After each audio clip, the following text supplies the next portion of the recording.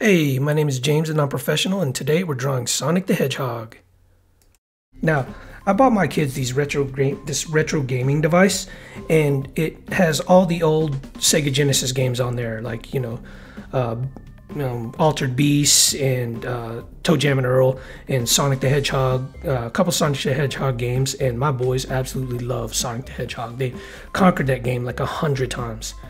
I bought it for them nearly a year ago, and they're still playing that Sonic the Hedgehog game that they played when I first opened the box. But anyways, right now we're in the rough stage of the drawing, and of course, keep your pencils loose, keep it fun.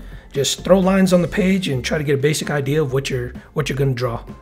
Basic shapes: circles for the eyes, circles for the body, cylinders for the legs, little triangles for the fins back there, and circles for the fingers. Use a lot of circles, I guess. Organic shapes generally have a lot of curvature to them and less mechanical shapes like squares and triangles and octagons and things like that.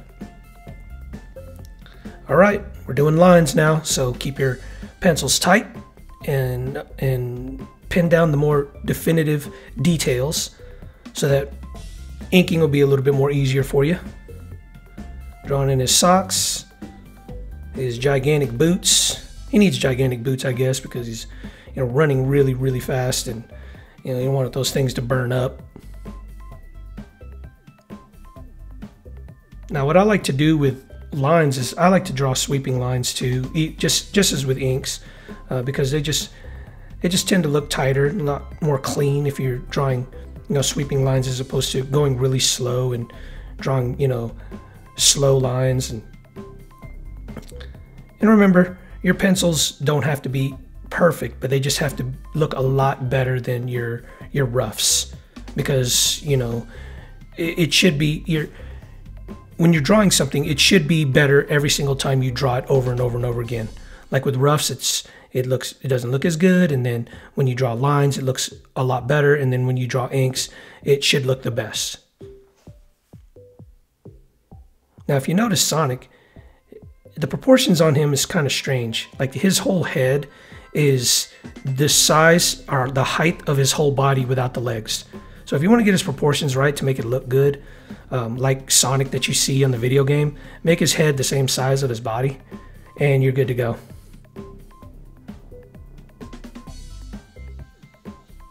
Yeah, I'm drawing in his irises, but if you notice something weird about Sonic is he's got one just big eyeball that goes across.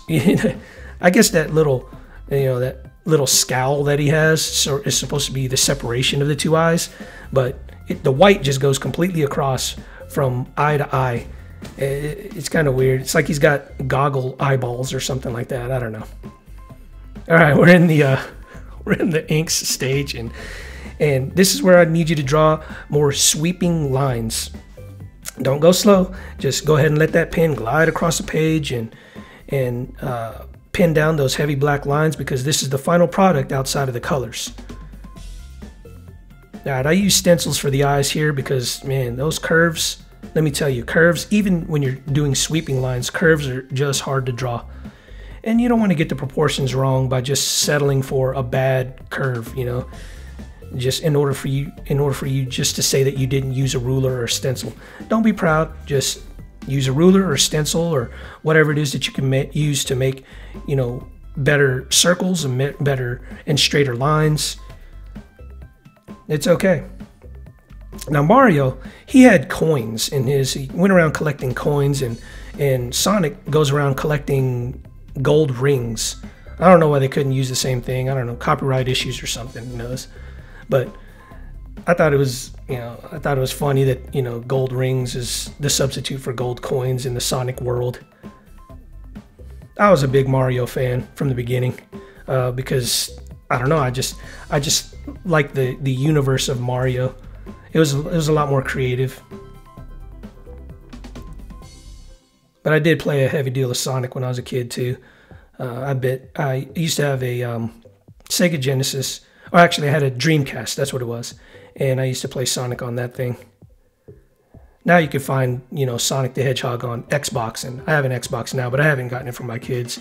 That's why I got them that old retro Sega Genesis thing. So we're doing colors, And just as I said before, make sure you do the outlines of the drawing or the colors first, and then just go ahead and fill in the white spaces in between, because it helps you stay inside the lines.